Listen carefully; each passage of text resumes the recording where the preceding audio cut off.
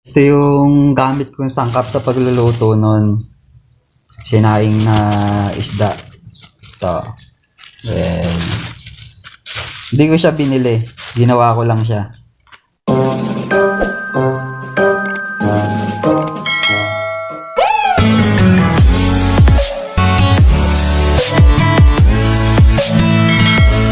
Kung may puno kayo ng kalamyas, kayang-kaya nyo gumawa ng ganun. Ito. Kukuha kang lalagyan. Mag-harvest tayo. Puno ng kalamyas.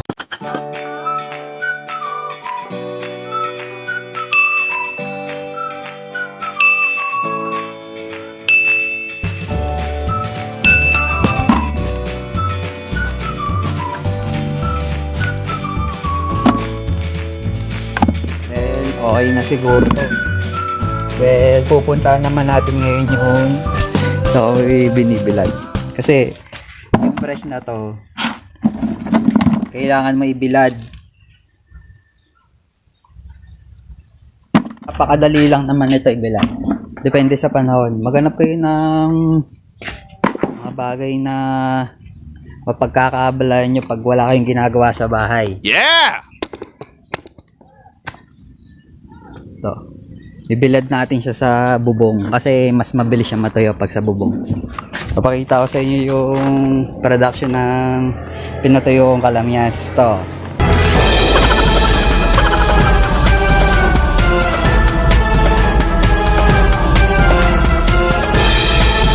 Yan. Yan siya.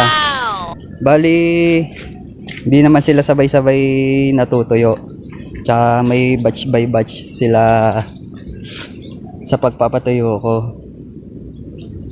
Every morning ko siya chine-check dito kasi yung iba kasi ito, katulad nito, malapit na siyang matuyo. Wow! Kaya ihiwalay ko na siya. Tinatanggal ko na to. Yung itutuyo na agad ng isang araw lang.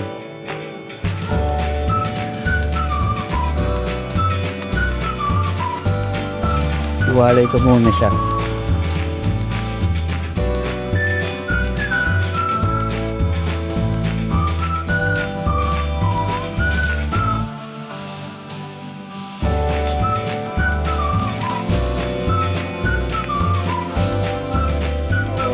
Pagsasama-samahin ko na yung mabilis matuyo dito.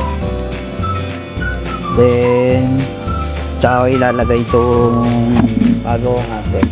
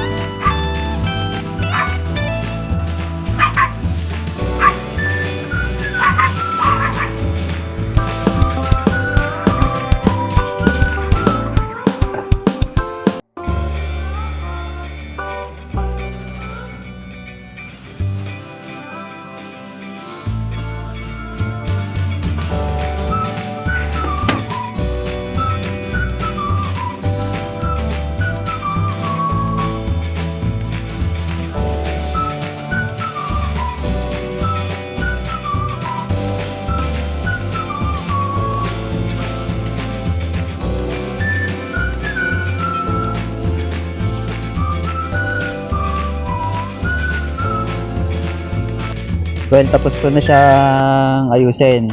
Oh. Yeah! Kailangan kasi baliktarin siya sa pagkaka-formation niya ng kahapon kasi hindi talaga may iwasan, may tumutubong amag dito. Kikita niyo ba? Ayan no, amag. Oh no! Hindi sa lahat ng production na ganito, sa paggawa ng ganito, perfect. Meron din talagang reject. Kaya kailangan ilipat-lipat siya ng pwesto. Yan, maganda na siya. Mabilis na yung matutuyo. Well, ito naman. Production bago. Ito lang siya. ayos lang natin siya. Hindi sila magdadikit. Dito ko nilalagay sa bubong para 2 beses na yan! mas mabilis talaga siyang matuyo. Yan, ganyan lang siya. Well, itong iniwalay ko, mas mabilis ko na itong mapapatuyo.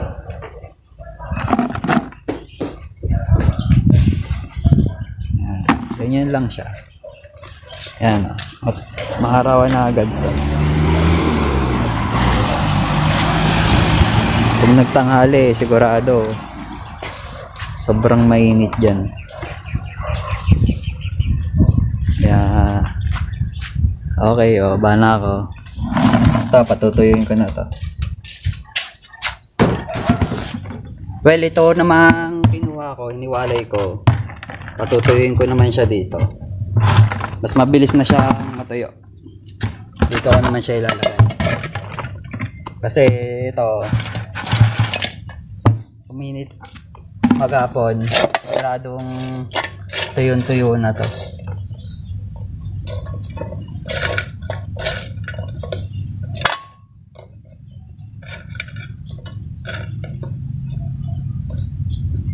Malalaman mo tuyo na siya pagka matigas na siya. Tutuyuin natin siya maghapon. Tapos okay na yan sigurado. Huwag lang uulan. Many hours later. Ito. Ito guys. Well, masyado na siyang matigas. Tsaka ito yung kinuha natin kaninang umaga. Talagang tuyo na siya. Well, okay na siya. Perfect na to para itago at maging rekado sa sa sinaing. Okay na siya. Tuyo na siya. Yan. Perfect. Yun guys, well okay na to. Pwede na siya sa rekado na sinaing na tulingan. Well, ganun lang kabilis magpatuyo ng kalamyas. Depende kasi sa season.